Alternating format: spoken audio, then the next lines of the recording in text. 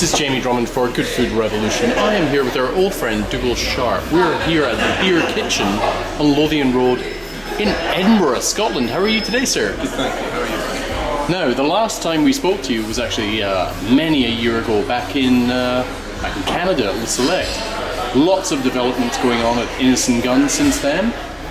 Not the least of which being this beer kitchen. Tell us a bit about that. Well, we've been looking for a site to open a pub in Edinburgh for years. Ever since we bought the business out in 2008, we've always felt we should have a pub in the city. And we hunted high and low. We looked at many different options for a location. But finally, this place came up on Lothian Road. So it's opposite Sheraton Hotel. It's just up from Cali Hotel. So it's right in the middle of town. And so eventually we just thought, yeah, let's go for it. So we did it up, we opened it just over a year ago, and it's just, the results have been phenomenal. It's been so busy. It's a great place for us to showcase our brand, what we do, what our beers are all about, and as I say, the results have just been fantastic. So we opened another one in Dundee earlier this year. We're about to open one in St Andrews in November, and then in early 2017 we're going to open one in Glasgow. So. Fantastic. Now, when I left Edinburgh about 20 years ago, this was a less than salubrious area, but it has changed quite a great bit, I would say. When did all of this kind of, I don't like to use the G word, but when did all this gentrification happen? It used to be a really good place to get the crap kicked out of you. Yeah, I would use the C word, which is craft. You know, I mean, this has been craft. This has become craft beer street. You know, really? Totally, yeah. So we got a cracking wee bar, Red Squirrel down. I mean, just down the hill. We've got the Hanging Back just up the road. Now we've got this, and we've got Bread Meets Bread burger place across the road. We've got Byron Burger. We've got Toplabamba. So we've got loads and loads of cool wee operators on the street now, and if you look back 5 years, it really wouldn't have been the place you would have come, but now it's a really nice alternative to places like George Street and the Royal Mile. I'm very impressed. Now, something else you've been moving ahead with, and something that really quite fascinates me, was your whole Innis and Gunn virtual reality experience. Would you mind explaining to our viewers a little bit about that? Yeah, I mean, it was really over a pint in the pub. Again, like most of these things, one night we were just aware, as probably everyone's seen now, you're getting VR feeds coming into your Facebook feeds. So you've got people showing off, virtual reality tours of their home or their garden, or just they're broadcasting live. I don't know if you've seen. Yes, yeah. Disney have started releasing full sort of 3D, fully immersive VR studio tours, and so I mean it's becoming more and more, and so over a pint we thought, well, could we use VR and beer in some way together?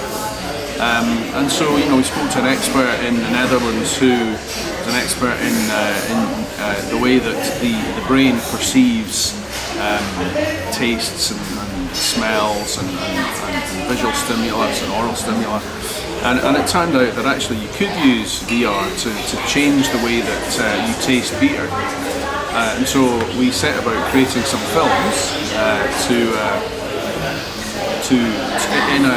using virtual reality systems. We created these films so that you could be fully immersed in a virtual reality environment in Scotland, and we found that completely changes the way that your brain perceives the taste of our beer when you're drinking it using the system, the VR system.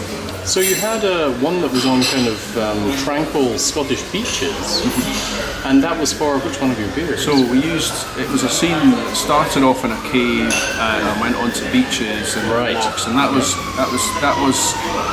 to heighten the senses around the taste of our lager. And most of the people that did that participated in that experience found that it heightened the refreshment of the lager. It made it taste more crisp, and at the same time, for some people, it accented some of the more malty characteristics. And then we did the second film, which was for Innis and Gunn Original, which of course started in this dense, thick oak forest, and obviously, we were using visual cues there but obviously at the same time, you know, the sounds and the sights of the forest seemed, in certainly the recipients of the participants of this particular VR experience, they found, the participants of that particular VR experience found that it elevated the oaky characteristics, so they found more vanilla and toffee, and they also found it slightly more mellow and funnily enough slightly dry. Some people thought it was slightly drier as well, so a fascinating experience. Yes, yeah. And you know, the great thing about it was that it got people talking about beer flavours. We launched this in London, we had a big event there, we launched it in Toronto, which you were at, and you know, in both cities when we did it, you know, people talked about beer flavour in a way that, you know, I just, in the 30 years I've been doing this, I've never known people so engaged in talking about what beer tasted like and why there might be differences in the flavour. Very interesting. So I thought it was really interesting. I'm wondering if one were to create a virtual reality experience of a really rough Scottish pub, what effect that would have on beer flavours and aromatics. Well, if it was that rough, you'd spend most of your time ducking.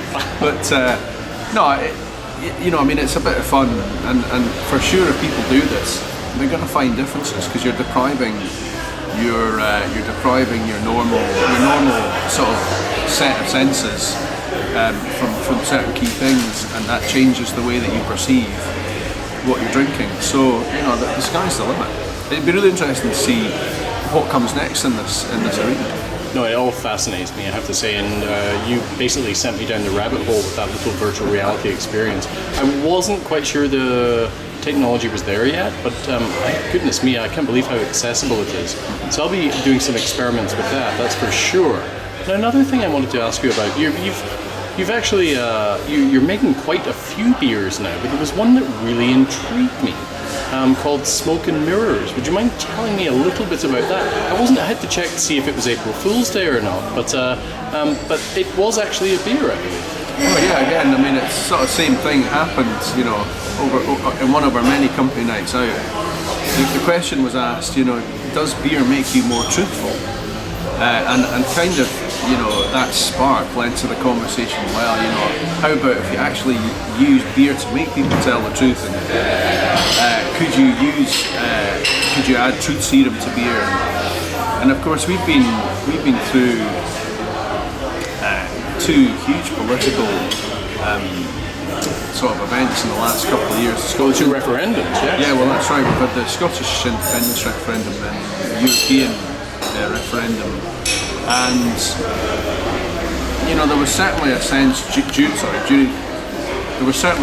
during those campaigns that you know, there perhaps wasn't always the plain talking that you'd want from a politician. Yes, I understand. So we thought, if we were going to make this truth serum beer, who would we send it to?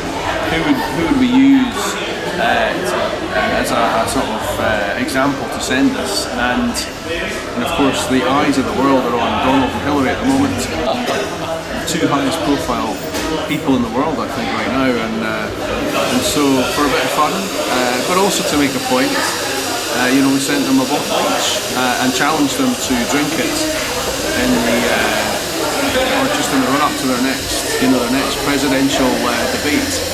We don't know if they've done it yet. I was about to say, did you get any feedback from their people? No, they had received it, but we've not had any feedback as to whether they've actually drunk the beer. Although I have to say, you know, we're not judging them for that. Now, what were the mysterious ingredients that made it more truth serum than any one of your other beers? Well, you see, I can't reveal my sources, Jamie. But no, I mean, we used it was all natural. Right. That could go down lots so of there was no sodium pentothal. Okay. No, there was things like mullein and licorice, things that would encourage you to be more open, honest, and truthful. I see. Well, Dougal, thank you very much for hosting us here today at the Beer Kitchen on Lothian Road in Edinburgh, and really good to catch up with you again, and I do appreciate your introduction to the marvellous world of virtual reality and beer. Thanks very much. We hope to see you in Toronto sometime soon. Bye for now.